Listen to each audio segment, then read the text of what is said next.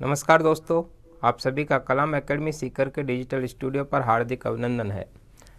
दोस्तों, आज हम एनिमल टिश्यू जंतु ऊतकों से संबंधित चर्चा करने वाले हैं कि जो एनिमल टिश्यूज होते हैं, जंतुओं में जो ऊतक होते हैं वो कौन कौन से होते हैं, उनके कार्य क्या होते हैं, उनके संरचना कैसी होती है, उत्पत्ति किससे होती है। तो इससे रिलेटेड अपन आज बातें करेंगे। तो आज का अपना टॉपिक है एनिमल टिश्यू।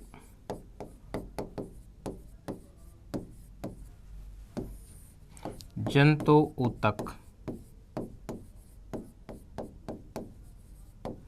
जंतु ऊतक एनिमल टिश्यू से संबंधित आज चर्चा करेंगे। देखिए, ऊतक का मतलब होता है कि कोशिकाओं के ऐसे समूह जो कि उत्पत्ति में, संरचना में और कार्य में समान होते हैं। चूँकि हम जानते हैं कि कोई भी जीव का जब निर्माण होता है तो कोई भी जीव का निर्माण होता है कोशिका से, सेल के द्वारा होता है, और जो सेल होती हैं वो आगे चलकर समूह बना लेती हैं। उस समूह को ही अपन बोलते हैं ऊतक या टिश्यू कहा जाता है। कोशिकाओं के समूह को क्या कहते हैं? टिश्यू कहते हैं। और ऊतकों से आगे चलकर बनते हैं अंग, ऑर्गन्स का निर्माण होता है, और अंगों से आगे चलकर बनते हैं तंत्र या सिस्टम बन जाते हैं। और आगे चलकर ये सब जब एक जगह पर इकट्ठे होते हैं तब उसी को बोलते हैं शरीर या बॉडी।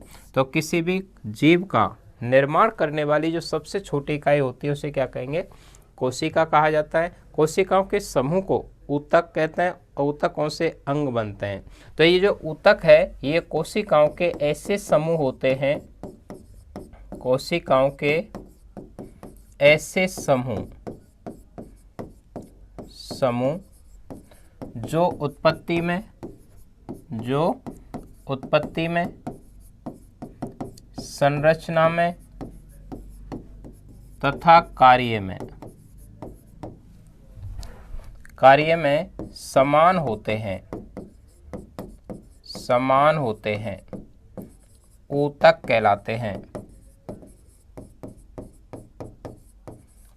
कहलाते हैं। यानी जिनकी उत्पत्ति समान हो, ओरिजिन उत्पत्ति समान हो, उनके संरचना स्ट्रक्चर समान हो, उनके फंक्शन समान हो। लेकिन कभी कभी देखा जाता है कि जो ऊतक होते हैं वो संरचना में भिन्न भी होते हैं। ऊतक होते हैं वो कार्य में भिन्न भी हो सकते हैं, लेकिन ऊतक हमेशा उत्पत्ति में समान होते हैं। ये एक समान प्रकार की प्राइमरी जर्म लेयर से मिलकर बनते हैं। जैसे कि अपन यूँ समझें कि ब्लड और बोन, ब्लड भी संयोजी ऊतक होता है, कनेक्टिव टिश्यू होता है, बोन्स भी संयोजी ऊतक है। लेकिन देखिए दोनों की संरचना में डिफरेंट होता है कि जो बोन होती हैं हमारे शरीर का सबसे कठोर ऊतक होती हैं, हमारे शरीर का कंकाल तंत्र बनाती हैं, जबकि ब्लड तरल अवस्था में पाया जाता है, हमारे शरीर का सबसे कोमल सॉफ्ट टिश्यू होता है। और हमारे शरीर के अंदर ब्लड का काम होता है हम अपने शरीर में पोषक पदार्थ या अपशिष्ट पदार्थ होते हैं उनका ट्रांसपोर्ट करने का काम। तो ब्लड की संरचना अलग हुई, ब्लड का कार्य अलग हुआ, बोन की संरचना अलग हुई, बोन का कार्य अलग हुआ, लेकिन दोनों की उत्पत्ति मीजोडर्म से होती है। दोनों किससे बनते हैं? मीजोडर्म। प्राइमरी जर्म लेयर जो होती हैं, एक्टोडर्म, मीजोडर्म, एंडोडर्म, वो तीनों से ही इनका निर्माण होता है। तो हमेशा ही ऊतक किस में समान होंगे? उत्पत्ति में, जबकि संरचना और कार्य में भिन्न भी हो सकते हैं। और एनिमल टिश्यू जो शब्द है, इस शब्द का सबसे पहले शब्द का यूज करने वाले थे वाइकाट। एनिमल टिश्यू जंतु ऊतक शब्द किसका दिया हुआ है? वाइकाट का दिया हुआ है। जो टिश्यू होते हैं उन टिश्यू का अध्ययन विज्ञान की जिस शाखा में किया जाता है उसे बोलते हैं हिस्टोलॉजी। कौन सी लॉजी? हिस्टोलॉजी। औतिकी या ऊतक विज्ञान के नाम से जाना जाता है। ये जो हिस्टोलॉजी टर्म है, इस हिस्टोलॉजी टर्म का यूज करने वाले, हिस्टोलॉजी टर्म शब्द का यूज करने वाले थे मेयर। हिस्टोलॉजी शब्द किसका दिया हुआ है? मेयर ने दिया। हिस्टोलॉजी किसका अध्ययन होता है? टिश्यूज का। एनिमल टिश्यू शब्द किसका दिया हुआ है? वाइकाट का, जबकि जो प्लांट टिश्यू टर्म है उसका उपयोग एन ग्रू के द्वारा किया गया था। तो एनिमल टिश्यू वाइकाट का है और प्लांट टिश्यू टर्म है वो एन ग्रू के द्वारा दी गई है। क्लियर बात। टिश्यू जो होते हैं एनिमल्स के अंदर जब ये ग्रुप बना लेते हैं तो इनसे आगे चलकर ऑर्गन या अंग का निर्माण होता है, अंगों का निर्माण होता है। जंतुओं के जो ऊतक हैं वो कार्य के आधार पर, जंतु ऊतक कार्य के आधार पर 4 प्रकार के माने जाते हैं। कार्य के आधार पर जो एनिमल टिश्यू हैं उनको कितने भागों में बांटा जा सकता है? 4 भागों में बांट सकते हैं। पहला जो सबसे पहले भी बनता है, एम्ब्रियोनिक स्टेज में सबसे पहले बनने वाला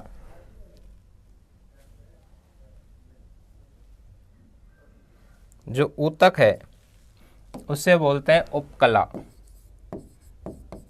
उपकला या epithelium, epithelium tissue.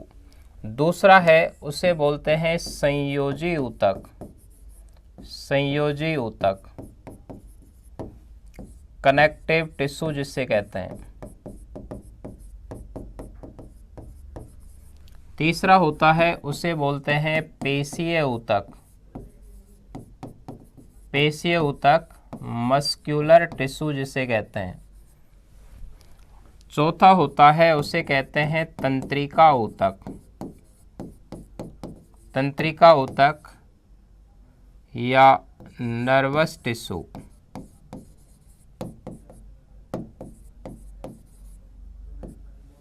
Nervous tissue.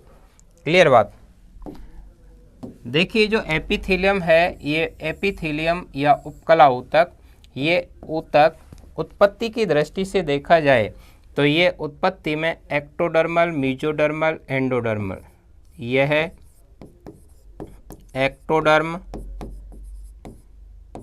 Mesoderm, mesoderm व एंडोडर्म तीनों स्तरों से बनता है, तीनों स्तरों से बनता है। तो इसका निर्माण, ये एकमात्र ऐसा टिश्यू है जिसका निर्माण एक्टोडर्म से भी हो सकता है, मीजोडर्म से भी हो सकता है, एंडोडर्म से भी हो सकता है।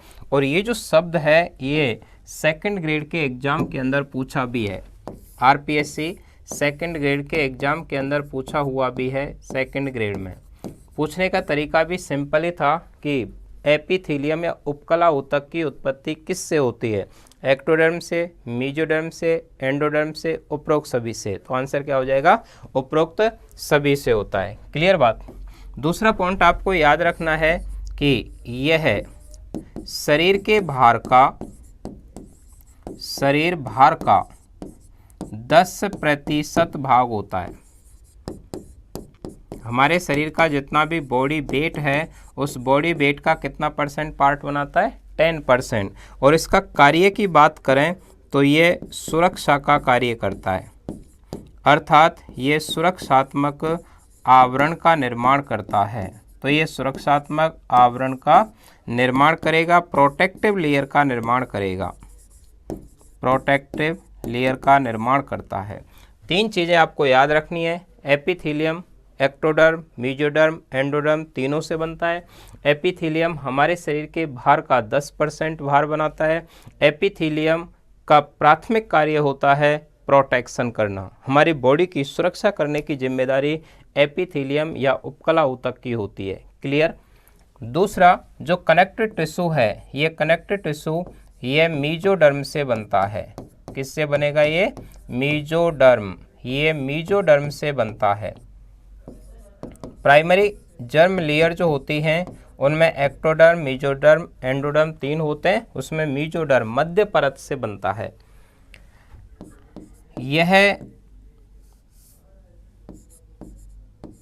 यह शरीर भार का, यह शरीर भार का लगभग 30% होता है। शरीर के भार का लगभग कितना होता है? 30%, हमारा जो बॉडी वेट है उसका लगभग ये 30% होता है। इसका काम होता है संरचना, स्ट्रक्चर जो होती हैं उन संरचनाओं को आपस में जोड़ना, संरचनाओं को ये जोड़ने का काम करता है। ये हमारे शरीर के अंदर पदार्थों के परिवहन का कार्य करता है, परिवहन का कार्य करना, हमारे शरीर को सहारा देने का काम करता है, सहारा, आलंबन देना, support and suspension provide to body, आलंबन देना। तो हमारे शरीर के अंदर ये सपोर्ट का काम करेगा, सस्पेंशन प्रोवाइड करेगा, ट्रांसपोर्टेशन ऑफ सब्सटेंस, अर्थात जैसे ब्लड एक कनेक्टिव टिश्यू का उदाहरण है, वो पोषक पदार्थों की सप्लाई करता है, ट्रांसपोर्ट करता है, ये संरचना को जोड़ता है। जैसे कि बोन्स और कार्टिलेज होती हैं वो आपस में जुड़ी हुई होती हैं, बोन और मसल्स आपस में जुड़ी रहती हैं। तो बोन जो होती हैं, अस्थि, कार्टिलेज, ये इसी टिश्यू के अंदर आती है, अर्थात इससे स्केलेटल सिस्टम का निर्माण भी होता है, ब्लड सर्कुलेटरी सिस्टम भी बनेगा। तो ये संयोजी ऊतक मीजोडर्म से बनता है। पेशी है, पेशी की बात करें तो ये भी मीजोडर्म से बनता है, मीजोडर्म, मीजोडर्म से बनता है। अर्थात हमारे शरीर के अंदर जो मस्कुलर टिश्यू है, पेशीय ऊतक है, पेशियाँ 3 प्रकार की होती हैं। एक पेशी होती है रेखित स्ट्रेटेड मसल्स, एक अरेखित अनस्ट्रेटेड मसल्स, एक हृदय कार्डियक मसल। कार्डियक मसल्स सिर्फ हार्ट के अंदर पाई जाती हैं। स्ट्रेटेड मसल्स जो रेखित पेशी होती हैं उन्हें वॉलेंट्री मसल्स या ऐच्छिक पेशी भी कहते हैं। ऐच्छिक कहें, रेखित कहें या कंकालीय पेशी कहें या बाह्य पेशी कहें, एक ही बात है। यानी कि रेखित पेशी जो स्ट्रेटेड मसल्स होती हैं वो कार्य के आधार पर ऐच्छिक होती हैं। अनैच्छिक पेशी जो होती हैं वो अनस्ट्रेटेड अरेखित पेशी होती हैं, जिन्हें स्मूथ मसल्स भी कहा जाता है, चिकनी पेशी भी उन्हीं को कहते हैं, क्योंकि वो इंटरनल ऑर्गन्स के अंदर होती हैं, अनैच्छिक कार्यों से रिलेटेड होती हैं। हृदय पेशी जो कार्डियक मसल्स हैं, ये कार्डियक मसल्स कार्य के आधार पर अनैच्छिक होती हैं, लेकिन संरचना की दृष्टि से ये रेखित पेशियों के समान मानी जाती हैं। तो पेशी कितने प्रकार की होती हैं? 3। ये मीजोडर्म से बनती हैं। हमारे शरीर के बाहर का लगभग 30% वजन होता है और मस्कुलर लेयर का कार्य होता है हमारे शरीर के अंदर गतिशीलता और संकुचन। शरीर के बाहर का लगभग 50% भार होता है, शरीर के बाहर का लगभग 50% भाग होता है और इसका काम होता है गतिशीलता। यह है गतिशीलता व संकुचनशीलता, संकुचनशीलता से संबंधित मोबिलिटी,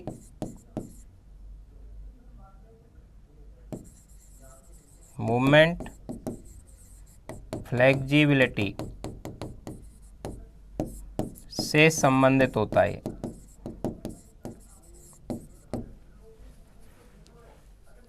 तो ये स्ट्रक्चर्स को जोड़ेगा, ये गतिशीलता कॉन्ट्रैक्शन करेगा, ये डायलिटेशन करेगा, ये फ्लेक्सिबिलिटी, मूबिलिटी जितनी भी होती हैं वो सारी की सारी मसल्स की वजह से होती हैं। और मस्कुलर ये हमारे शरीर के 50% के लगभग होता है।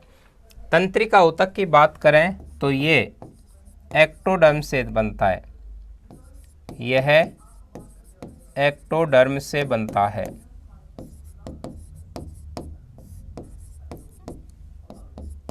यह भी लगभग 10% भाग बनाता है।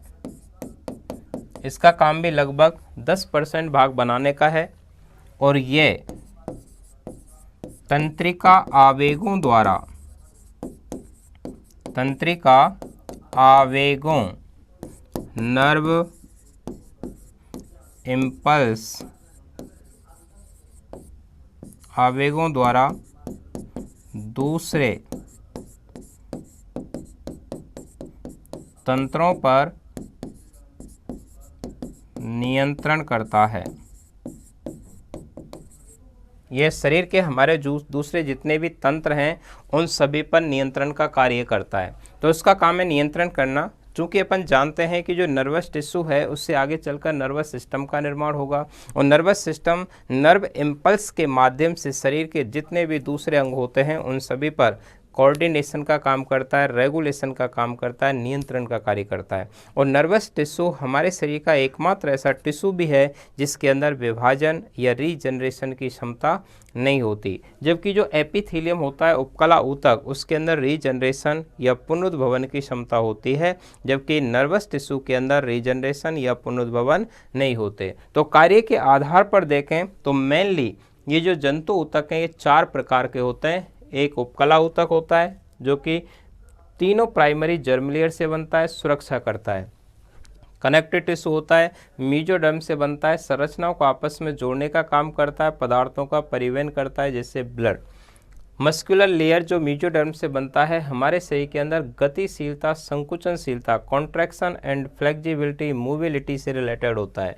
तंत्रिका ऊतक नर्वस टिश्यू जो एक्टोडर्म से बनता है और हमारे शरीर के अंदर ये तंत्रिका आवेगों के द्वारा शरीर के दूसरे सभी तंत्रों पर नियंत्रण का कार्य करता है। तो ये इनका क्लासिफिकेशन हुआ। अब देखते हैं एपिथेलियम के बारे में कि एपिथेलियम है क्या, इसकी क्या प्रॉपर्टीज होती हैं। तो जो एपिथेलियम है उपकला ऊतक, एपिथेलियम उपकला ऊतक, इस एपिथेलियम का मतलब होता है एपी और एक शब्द होता है थीलियो, 2 शब्दों से मिलकर के बना होता है। एपी का मतलब होता है अपॉन, थीलियो का मतलब होता है ग्रोथ। थीलियो का मतलब क्या होता है? ग्रोथ, अर्थात ऐसा ऊतक जो हमेशा किसी दूसरे पर ग्रोथ करता है। ऐसा ऊतक जो हमेशा किसी भी दूसरे पर ग्रोथ करता है उसे एपिथेलियम टिश्यू कहते हैं। और जो एपिथेलियम जो टर्म है, ये जो शब्द है, ये सबसे पहले दिया गया था रियूस के द्वारा। इस शब्द का यूज सबसे पहले किसने किया था?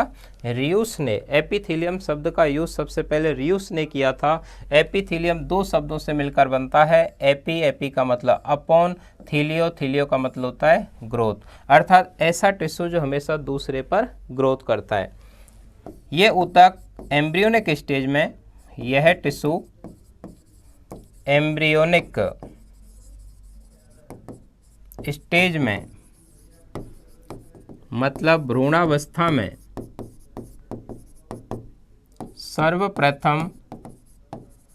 सर्वप्रथम बनता है। जब हमारे शरीर के अंदर एम्ब्रियो का डेवलपमेंट होता है तो एम्ब्रियो के डेवलपमेंट के दौरान बनने वाला पहला टिश्यू एपिथेलियम ही होता है, क्योंकि एपिथेलियम का काम है प्रोटेक्शन करना, सुरक्षा करना। और जब अंग निर्माण, ऑर्गेनोजेनिक की क्रिया होगी तो अंग निर्माण के लिए अंगों की सुरक्षा करने वाला ऊतक होना चाहिए। इसलिए एम्ब्रियोनिक डेवलपमेंट के समय सबसे पहले कौन सा टिश्यू बनेगा? तो एपिथेलियम बनता है। इससे टिश्यू की जो सेल्स होती हैं, टिश्यू की सेल निश्चित परत के रूप में व्यवस्थित होती हैं, निश्चित परत में व्यवस्थित होती हैं। तो कंप्लीटली अरेंज्ड सेल होती हैं, व्यवस्थित होती हैं। तो ये ऐसा टिश्यू है जिसकी जो सेल होती हैं वो कंप्लीटली कैसी रहती हैं? अरेंज होती हैं, अर्थात तितर बितर बिखरी हुई सेल नहीं होती, एक निश्चित परत के रूप में होती हैं। इन सेल्स के बीच इंटर सेलुलर स्पेस नहीं होते हैं। ये जो सेल होती हैं इनके अंदर इंटरसेलुलर स्पेस नहीं पाए जाते, क्योंकि जो सेल होती हैं वो एकदम पास व्यवस्थित होती हैं। पास होने की वजह से ही इनके बीच में कोई भी सेल के बीच में गैप नहीं होते। गैप नहीं होने की वजह से इसमें आर्टरी, वेन्स जो होती हैं ये इन्हें पेनिट्रेट नहीं कर पाती, भेद नहीं पाती। तो इनके अंदर किसी भी प्रकार की रक्त वाहिनी, लसिका वाहिनी और कैपिलरीज नहीं होती हैं। भेद नहीं पाती, क्योंकि इनके बीच में इंटरसेलुलर स्पेस ही नहीं होते। इसलिए ये पोषक पदार्थों के लिए किसी दूसरे टिश्यूज पर ग्रोथ करता है और उस दूसरे टिश्यू को बोलता है कनेक्टिव टिश्यू। यानी इसके अंदर जो न्यूट्रिटिव सप्लाई आती है वो न्यूट्रिटिव या पोषक पदार्थों की सप्लाई कनेक्टिव टिश्यू से आती है। इसमें खुद की ब्लड सप्लाई नहीं होती, पोषक पदार्थ की सप्लाई नहीं होती। ये जो पोषण लेता है, न्यूट्रिशन लेता है, ये कनेक्टिव टिश्यू से लेता है, इसलिए ये दूसरे पर ग्रोथ करता है, इसीलिए इसे एपिथेलियम कहा जाता है। तो एपिथेलियम शब्द का ही मतलब होता है दूसरे पर ग्रोथ करता है। तो एम्ब्रियोनिक स्टेज में सबसे पहले बनेगा, सेल एक निश्चित परत के रूप में व्यवस्थित होंगी और इनके अंदर इंटरसेलुलर स्पेस हैं ये नहीं पाए जाते, सेल एकदम पास पास होती हैं। यहाँ तक ठीक है, क्लियर। तो ये एपिथेलियम हमेशा, यह टिश्यू हमेशा कनेक्टिव टिश्यू पर ग्रोथ करता है। कौन से टिश्यू पर ग्रोथ करता है? कनेक्टिव टिश्यू पर ग्रोथ करता है। इस ऊतक में, इस टिश्यू में बेसमेंट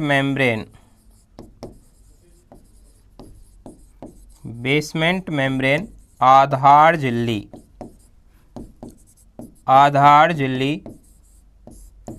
पाई जाती है।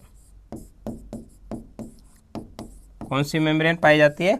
आधार झिल्ली पाई जाती है। ये जो आधार झिल्ली होती है ये एसेलुलर होती है, निर्जीव होती है, एसेलुलर निर्जीव।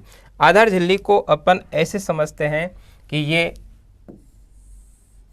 ये एपिथेलियम है जो ऊपर की साइड में है, नीचे की जो साइड होती है वो जिस पर ये ग्रोथ करेगा वो होता है कनेक्टिव टिश्यू।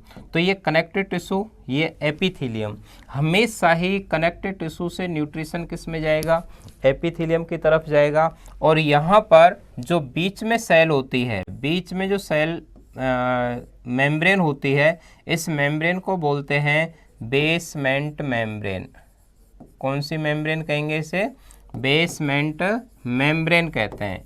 ये जो बेसमेंट मेम्ब्रेन है ये एसेलुलर लेयर होती है, अकोशिकीय होती है, एसेलुलर अकोशिकी। अकोशिकी के साथ साथ ये निर्जीव होती है। कैसी रहेगी ये? निर्जीव रहेगी, ये नॉन लिविंग होती है।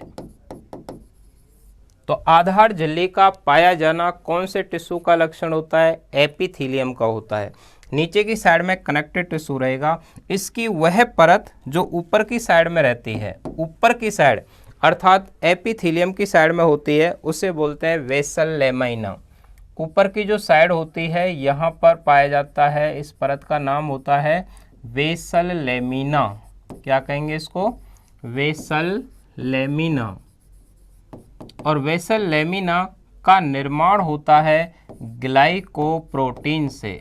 किसकी बनी होगी ये? ग्लाइकोप्रोटीन की बनी रहती है। तो बेसमेंट मेम्ब्रेन की वह परत जो एपिथेलियम की तरफ होती है उसे बोलते हैं vessel lamina. Vessel lamina glycoprotein की बनी होती है। उस वेसल लेमिना का निर्माण एपिथेलियम की कुछ कोशिकाओं के द्वारा किया जाता है। जो एपिथेलियल सेल्स होती हैं उन्हीं के द्वारा ग्लाइकोप्रोटीन सीक्रेट होती है, उसे वेसल लेमिना के नाम से जानते हैं। जो कनेक्टिव टिश्यू की तरफ होती है, जो नीचे की साइड में होती है, नीचे की साइड में यहाँ पर भी एक परत पाई जाती है,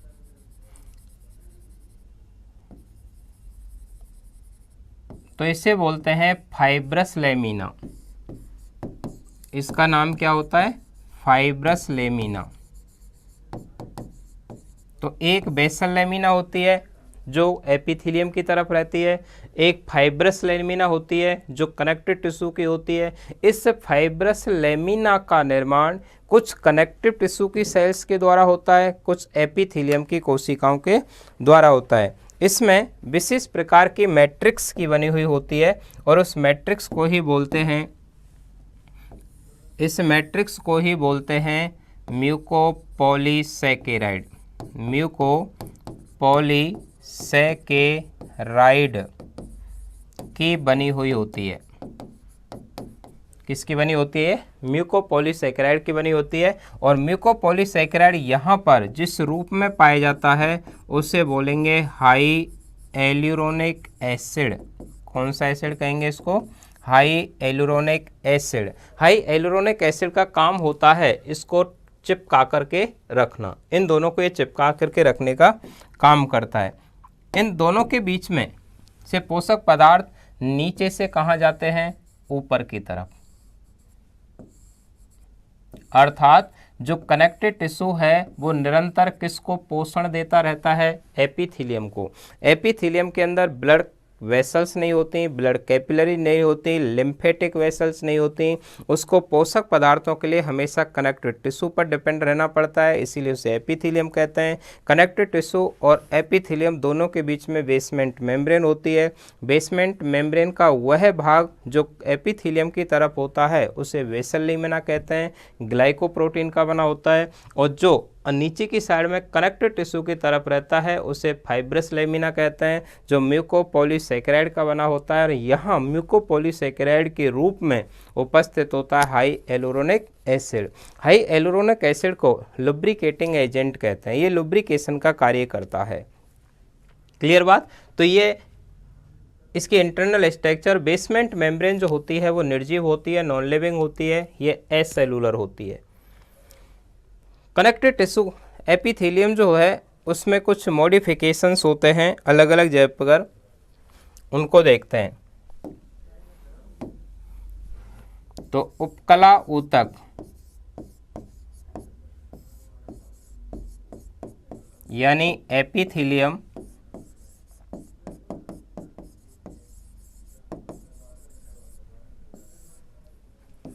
की मेम्ब्रेन के रूपांतरण,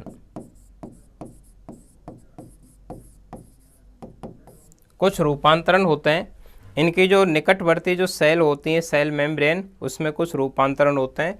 जैसे पहला रूपांतरण है उसे बोलते हैं इंटरडिजिटेशन।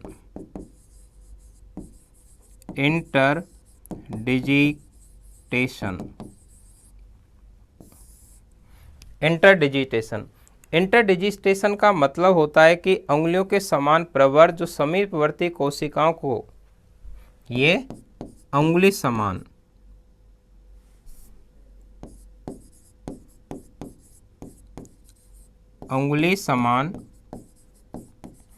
प्रवर्त फिंगर लाइक प्रोजेक्शन जो निकटवर्ती, जो पास की सेल होती है, जो निकटवर्ती सेल के साइटोप्लाज्म को अंदर की ओर धकेलते हैं। यानी ये ऐसे सेल मेम्ब्रेन के मॉडिफिकेशन होते हैं जो फिंगर लाइक होते हैं, जिनकी वजह से एक सेल के प्रोजेक्शन दूसरे सेल के साइटोप्लाज्म को अंदर की तरफ धक्का देते हैं, अर्थात एक दूसरे के अंदर फिट हो जाते हैं। इन्हें बोलते हैं इंटरडिजिटेशन। ये सेल मेम्ब्रेन के अंदर फिंगर लाइक प्रोजेक्शन होते हैं। जैसे ये सेल है और ये सेल है, कुछ इसके प्रोसेस होते हैं जो अंदर की तरफ धक्का देने का काम करेंगे, और दूसरी सेल उधर के भी होंगे जो इसे अंदर की तरफ इसके साइटोप्लाज्म को धक्का देने का काम करते हैं। तो ये फिंगर लाइक प्रोजेक्शंस होते हैं। तो फिंगर लाइक प्रोजेक्शन जो निकटवर्ती सेल के बीच में होते हैं और एक दूसरे के साइटोप्लाज्म को अंदर की तरफ धक्का देते हैं, ये मोस्ट कॉमनली ये ट्रांजिशनल एपिथेलियम में पाए जाते हैं, संक्रमण उपकला ऊतक के अंदर देखे जाते हैं। कौन सा उपकला ऊतक है? संक्रमण। जैसे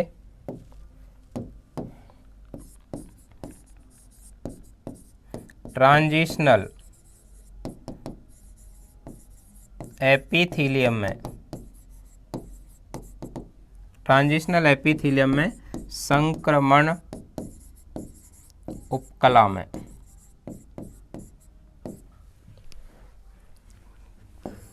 तो ये ऐसे होते हैं जो कि एक दूसरे की तरफ सेल में धक्का देती है।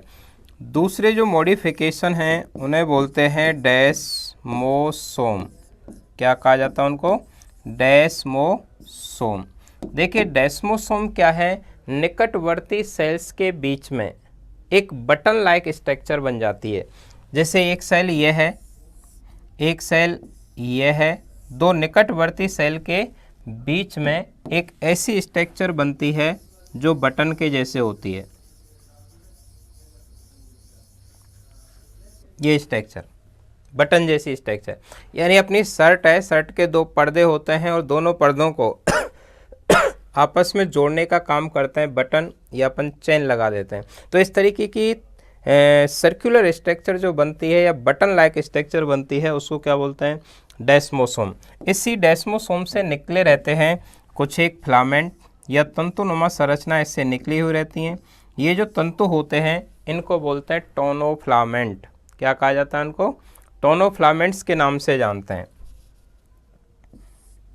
ये टोनोफिलामेंट्स होते हैं।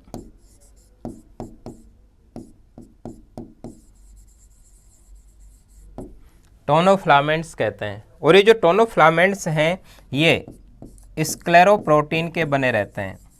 कौन से प्रोटीन के बने हुए होते हैं? स्क्लेरोप्रोटीन। स्क्लेरोप्रोटीन के बने होते हैं।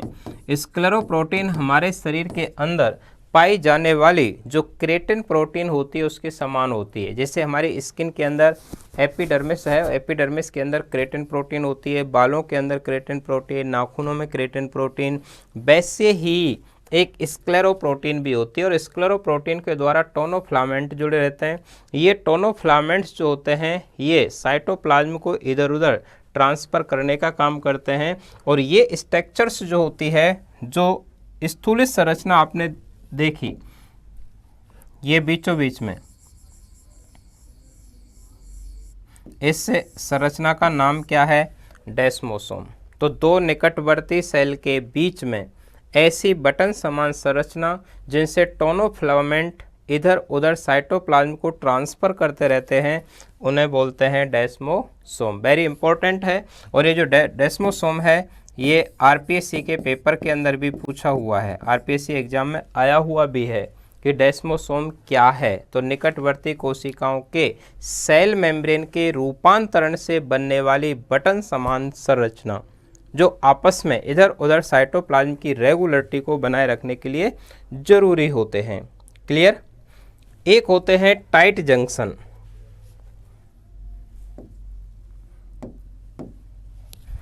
तीसरे हैं टाइट जंक्शन।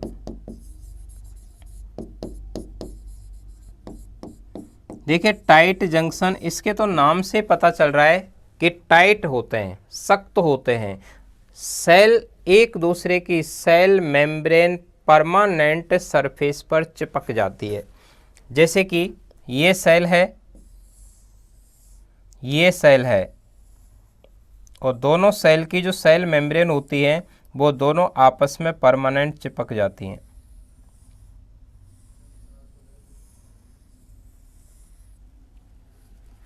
तो दो निकटवर्ती सेल जब सेल मेम्ब्रेन के द्वारा एक साथ चिपक जाती हैं तब उन्हें बोलते हैं टाइट जंक्शन।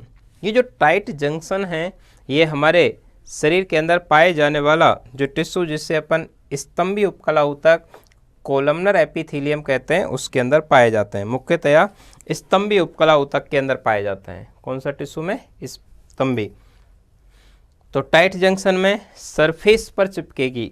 डेस्मोसोम में दो निकटवर्ती सेल के बीच में गोलाकार स्ट्रक्चर बनेगी और इंटरडिजिटेशन में फिंगर लाइक प्रोजेक्शंस होंगे। वे फिंगर लाइक प्रोजेक्शन एक दूसरे की तरफ साइटोप्लाज्म को धक्का देते हैं। ये कुछ एपिथेलियम की जो सेल मेम्ब्रेन होती है उस सेल मेम्ब्रेन के मॉडिफिकेशन से बनते हैं, जिससे एक टिश्यू दूसरे टिश्यू से, एक सेल दूसरी सेल से कनेक्शन करके रखती है, कनेक्शन करके रखती है। क्लियर? तो बेसमेंट मेम्ब्रेन कैसी सेल है, एसेलुलर होती है, निर्जीव। बेसमेंट मेम्ब्रेन का काम है एपिथेलियम को कनेक्टिव टिश्यू से जोड़ना। बेसमेंट मेम्ब्रेन का वह भाग जो एपिथेलियम की तरफ होता है वेसल लेमाइना कहलाता है, ग्लाइकोप्रोटीन का बना होता है। और नीचे की साइड जो कनेक्टिव टिश्यू की तरफ होती है उसे फाइब्रस लेमाइना कहते हैं। और फाइब्रस लेमाइना म्यूकोपॉलीसैकेराइड यानी चिपचिपा पदार्थ होता है, हाई एलुरोनिक एसिड उससे जुड़ी हुई होती है। क्लियर।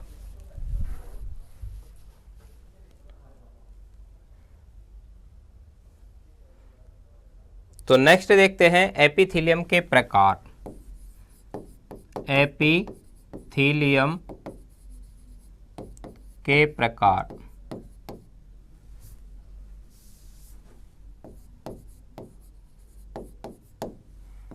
एपिथेलियम जो टिश्यू है वो दो प्रकार का होता है। एक होता है सरल, सिंपल। दूसरा टिश्यू होता है उसे बोलते हैं संयुक्त, संयुक्त, कंपाउंड, कंपाउंड। देखिए सरल का मतलब होता है जब सेल की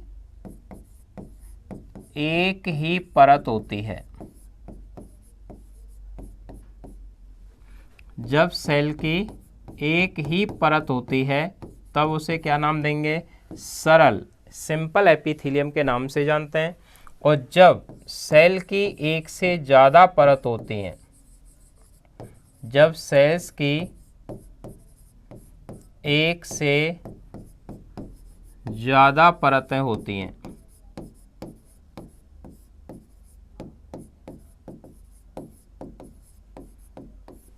क्लियर। तो एक से ज़्यादा परतें हैं तब तो उसे बोलेंगे कंपाउंड। और यदि एक ही सेल की परत होती है तब उसे सिंपल या सरल एपिथेलियम के नाम से जानते हैं। यहाँ तक ठीक। ये जो सरल ऊतक है इसके अंदर फिर सेल की आकृति कैसी है, सेल की आकृति कैसी है, आकृति के आधार पर ये फिर चार प्रकार का हो जाता है। उसमें पहला है सरल सल्की, सरल सल्की, simple squamous, simple squamous. Simple squamous का मतलब होता है जिसकी सेल में एक कोशिकाओं की परत होगी और सल्क के समान ये सेल जब चपटी होती हैं, सेल कैसी होंगी, एकदम चपटी होंगी, फ्लैट सेल होती हैं, सल्क के समान चपटी सेल्स होंगी, तब उन्हें बोलेंगे इस तरीके की। तो चपटी चपटी सेल्स होती हैं, लेकिन जो सेल है वो केवल एक ही होनी चाहिए। सेल की परत क्या होनी चाहिए, एक। तो एक परत में व्यवस्थित होती हैं, तब इसका नाम पड़ेगा सरल सल्की। दूसरा जो होता है उसे बोलते हैं सरल घनाकार, सरल घनाकार, सिंपल क्यूबोइडल। और सिंपल क्यूबोइडल का मतलब होता है जिसकी जो सेल होती हैं वो लंबाई चौड़ाई में एकदम बराबर होंगी, अर्थात एक परत हो लेकिन सेल की लंबाई चौड़ाई एकदम बराबर हो, तब उसे सरल घनाकार नाम देते हैं। तो सरल का मतलब तो इतना ही है कि जिसमें कोशिका की एक परत होती है तो सरल बोलते हैं। तीसरी जो ऊतक है वो है सरल स्तंभाकार, सरल स्तंभाकार, इंग्लिश में बोलते हैं simple columnar, simple columnar. Simple columnar स्तंभाकार, नाम से पता चल रहा है कि इसकी जो सेल होती हैं वो स्तंभ के जैसे पिलर लाइक सेल होती हैं, खंबे नुमा सेल होती हैं। तो ये खंबे नुमा एलोंगेटेड सेल्स होती हैं, ऐसे दीर्घीकृत कोशिकाएं पाई जाती हैं। इनका न्यूक्लियस भी एलोंगेटेड दीर्घीकृत होता है। तो पिलर लाइक सेल इसके अंदर पाई जाती हैं, लेकिन एक ही परत के रूप में व्यवस्थित होती हैं। चौथा है आभासी स्तरित, आभासी स्तरित स्यूडो स्ट्रेटिफाइड, स्यूडो स्ट्रेटिफाइड। आभासी स्तरित इसलिए कहा जाता है क्योंकि इसकी जो सेल होती है वो होती एक है लेकिन दो दिखाई देती हैं। जो दोनों ही सेल हैं वो एक ही बेसमेंट मेम्ब्रेन पर व्यवस्थित होती हैं। इसकी सेल की आकृति तो पिलर शेप ही होती है, खंबे नुमा सेल ही होती हैं, खंबे नुमा इसी प्रकार की सेल होती हैं। लेकिन उनमें एक छोटी सी सेल और साइड में दिखती है, जैसे ये सेल, जैसे ये सेल, यानी सेल होती है एक और आभासी रूप से दिखाई देती हैं दो सेल दिखती हैं। लेकिन दोनों ही सेल जो होती हैं, शॉर्ट सेल, लॉन्ग सेल, ये एक ही बेसमेंट मेम्ब्रेन पर पाई जाती हैं। तो बेसमेंट मेम्ब्रेन तो इसमें कितनी होगी, एक। सेल वास्तविकता में होती है एक, दिखती हैं दो। आकृति होती है पिलर शेप होती है। तो ये अपने एपिथेलियम सरल, सरल का मतलब देखा कि कोशिकाओं की एक परत होनी चाहिए। कोशिका की आकृति कैसी है, इसके आधार पर इसे चार भागों में बांटा, एक सरल सल्के, एक सरल घनाकार, सरल स्तंभाकार, आभासी स्तरित। सल्की तब बोलेंगे जब सेल जो होती हैं स्केली होती हैं, स्केली सेल होती है, चपटी सेल होती हैं, फ्लैट न्यूक्लियस उनके अंदर उपस्थित होता है। घनाकार तब बोलते हैं जब उनके अंदर सेल की लंबाई चौड़ाई बराबर होती है, एकदम गोलाकार केंद्रक पाया जाता है। स्तंभाकार तब कहते हैं जब सेल एलोंगेटेड होती है, पिलर लाइक होती है, खंबे नुमा होती है। और आभासी स्तरित जो होता है उसकी सेल होती है एक, दिखाई देती है दो। ये वाला जो क्वेश्चन है ये आरपीएससी फर्स्ट ग्रेड के एग्जाम के अंदर पूछा हुआ भी है। आरपीएससी फर्स्ट ग्रेड के एग्जाम के अंदर पूछा हुआ भी है। उसमें पूछने का तरीका भी ये था कि निम्न में से कौन सा ऊतक है जो संयुक्त प्रकार का नहीं होता, संयुक्त प्रकार का नहीं होता। तो देखिए ये संयुक्त होता है, ये सरल होता है, तो ये तो सरल होता है, इसका मतलब संयुक्त नहीं होता। बस इतना सा ही पूछ रखा था। अब देखते हैं कि इधर जो संयुक्त है वो संयुक्त कैसे, तो इनको प्रसारण की क्षमता के आधार पर, किसके आधार पर, प्रसारण क्षमता के आधार पर इसको भी दो भागों में बांटा जा सकता है। एक है ट्रांजिशनल या संक्रमण, ट्रांजिशनल या संक्रमण, या इंग्लिश में ट्रांजिशनल बोलते हैं। और दूसरा होता है स्तरित,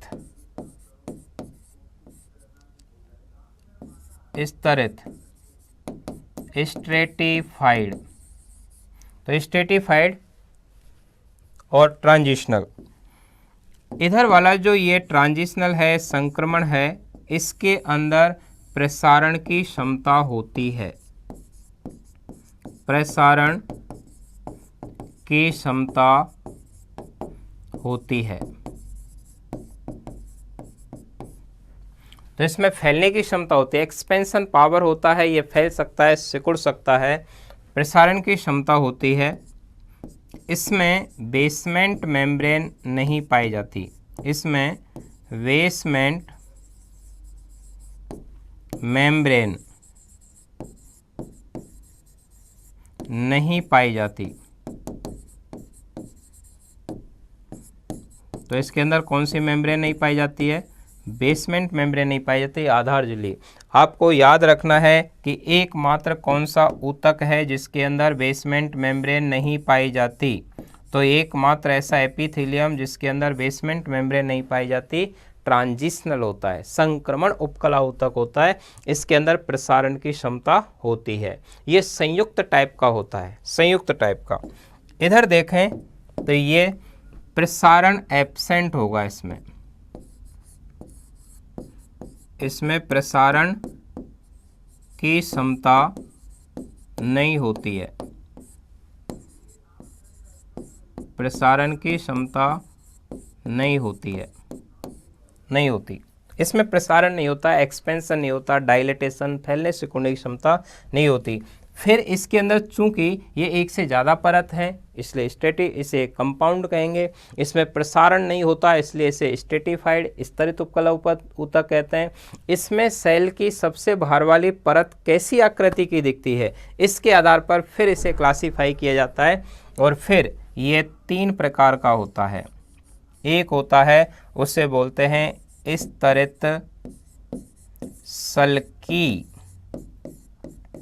स्तरित सल्की। स्तरित सल्की क्योंकि इसमें प्रसारण नहीं होगा। सल्की देखिए यहाँ से देख लें, सल्की का मतलब होगा जिसकी सेल इस स्केली शेप होगी या सल्क के समान चपटी होगी। यहाँ कोशिकाओं की इधर एक परत थी, यहाँ कोशिकाओं की एक से ज़्यादा परत होंगी। ज़्यादा परतों में सबसे बाहर कोशिका की आकृति कैसी दिखेगी, सेल की शेप कैसी दिखेगी, उसके आधार पर इसका निर्धारण किया जाता है। तो उसमें यदि सेल के समान चपटी सेल दिखती है तो उसे स्ट्रेटिफाइड स्क्वेमस एपिथेलियम नाम दिया जाएगा।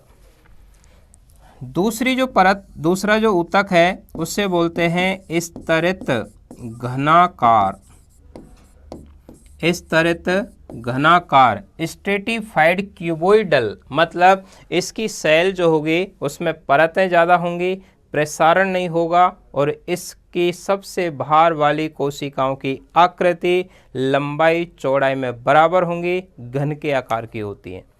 क्लियर बात। तीसरा है स्तरित स्तंभाकार, स्तरित स्तंभाकार stratified columnar, stratified columnar, columnar स्तंभाकार यानी कॉलमनर कहेंगे। बस यहाँ पर एक परत होती है और यहाँ पर एक से ज़्यादा परतें होती हैं, इतना सब फर्क होता है बस। तो यहाँ ज़्यादा परतें हैं, उन परतों के अंदर फैलने सिकुड़ने की क्षमता सेल के अंदर नहीं होगी, वो एक दूसरे पर टिकी हुई होंगी, चिपकी हुई होंगी। उनमें सबसे बाहर की सेल कैसी दिखेगी इसके आधार पर इसका क्लासिफिकेशन किया। यदि सल्क के समान चपटी दिखाई देती है तब उसे बोलेंगे स्ट्रेटिफाइड स्क्वेमस। यदि लंबाई चौड़ाई में बराबर दिखती है तब स्ट्रेटिफाइड क्यूबोइडल। यदि पिलर शेप दिखाई देती है तब उसे स्ट्रेटिफाइड कोलमनर एपिथेलियम नाम दिया जाता है। क्लियर बात। आगे चलकर के ये जो स्तरित सल्की है, ये स्तरित सल्की भी फिर 2 प्रकार का हो जाता है। 2 प्रकार का ऐसे क्योंकि इसमें क्रेटिन प्रोटीन है या क्रेटिन प्रोटीन नहीं है। यदि इसमें क्रेटिन प्रोटीन का डिपोजिशन हो जाता है तब इसे क्रेटिनाइड कहते हैं, और यदि क्रेटिन डिपोजिशन नहीं होता तब उसे नॉन क्रेटिनाइड टिश्यू कहेंगे। तो ये 2 प्रकार का हो जाता है। एक होता है क्रेटिनाइड या क्रेटिनीकृत, और ये हो जाएगा नॉन क्रेटिनाइड या अक्रेटिनीकृत।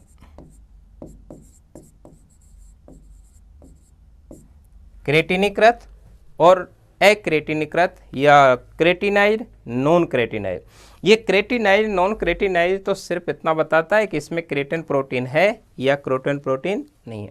क्रेटिन प्रोटीन है तो क्रेटिनाइड, जैसे कि बालों के अंदर, नाखून के अंदर, सींग, जानवरों के सींग हैं, खुर हैं, पक्षियों के चोंच हैं, पंजे हैं, पंख हैं, इन सभी के अंदर क्रेटिनाइड स्ट्रेटिफाइड स्क्वेमस कंपाउंड एपिथेलियम पाया जाता है। जैसे हमारे बालों के लिए पूछे, हमारे नाखूनों के लिए पूछे कि बालों और नाखूनों के अंदर कौन सा टिश्यू पाया जाता है, तो आपको देखो पूरा बोलना पड़ेगा कि हमारे बाल और नाखूनों के अंदर क्रेटिनीकृत सल्की स्तरित का संयुक्त उपकला ऊतक पाया जाता है। क्रेटिनाइड स्क्वेमस स्ट्रेटिफाइड कंपाउंड एपिथेलियम पाया जाता है। क्लियर। तो कौन सी प्रोटीन की वजह से इसके नाम पड़ रहा है, ये क्रेटिन प्रोटीन की वजह से इसका नाम पड़ा। तो ये अपने देखा एपिथेलियम। एपिथेलियम में एक कोशिका की परत है तो उसे सिंपल कहेंगे, एक से ज़्यादा है तब उसे कंपाउंड कहेंगे। जो सिंपल है उसमें आकृति कैसी है इसके आधार पर ये 4 प्रकार का होता है। एक से ज़्यादा है तो उसमें प्रसारण है या नहीं है उसके आधार पर ये 2 प्रकार का होता है। एक ट्रांजिशनल संक्रमण जिसमें प्रसारण की क्षमता होती है, इसमें बेसमेंट मेम्ब्रेन नहीं पाई जाती, ये हमारे यूरिनरी ट्रैक्ट में पाया जाता है। अपना जो मेनली मूत्र मार्ग है उस मूत्र मार्ग के अंदर यही टिश्यू पाया जाता है, इसीलिए इसे यूरोथीलियम के नाम से भी जाना जाता है। तो इसे यूरोथीलियम के नाम से जानते हैं। ये जो स्ट्रेटिफाइड है इसके अंदर प्रसारण की क्षमता नहीं होगी, प्रसारण नहीं होगा, लेकिन सबसे बाहर की सेल कैसी शेप की दिखाई देगी, इसके आधार पर ये 3 प्रकार का सल्की है, स्केली सेल है तो सल्क समान चपटी सेल होगी। क्रेटिन जम गया तो क्रेटिनीकृत, क्रेटिन नहीं है तो नॉन क्रेटिनीकृत। ये अपन ने टिश्यूज के बारे में, एनिमल टिश्यूज के बारे में कुछ चर्चाएं की कि एनिमल टिश्यूज जो होते हैं, टिश्यू का मतलब क्या होता है कि कोशिकाओं के ऐसे समूह जो उत्पत्ति, संरचना और कार्य में एकदम समान होते हैं। 1 मिनट के अंदर अपन इसको रिवाइज कर सकते हैं। टिश्यू शब्द, एनिमल टिश्यू शब्द किसने दिया था? वाइकार्ट ने। टिश्यूज का अध्ययन क्या कहलाता है? हिस्टोलॉजी टर्म का यूज किसने किया था? तो मेयर के द्वारा इस शब्द का यूज किया गया था। एनिमल टिश्यू कार्य के आधार पर कितने प्रकार के? 4, एपिथेलियम, कनेक्टिव टिश्यू, मस्कुलर और नर्वस।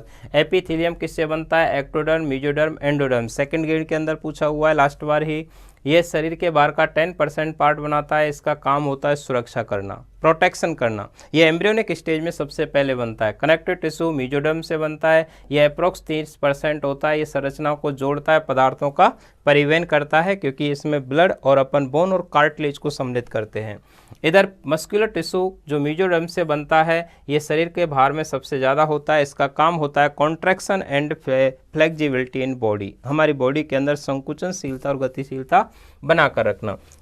नर्वस टिश्यू की उत्पत्ति भी एक्टोडर्म के द्वारा होती है, और नर्वस टिश्यू के अंदर रीजनरेशन या विभाजन की क्षमता नहीं होती, जबकि इधर ये जो उपकला ऊतक है इसके अंदर रीजनरेशन होता है, पुनरुद्भवन की क्षमता होती है। तो पुनरुद्भवन कौन से टिश्यू में नहीं होता? नर्वस टिश्यू में। कौन से टिश्यू में हो सकता है?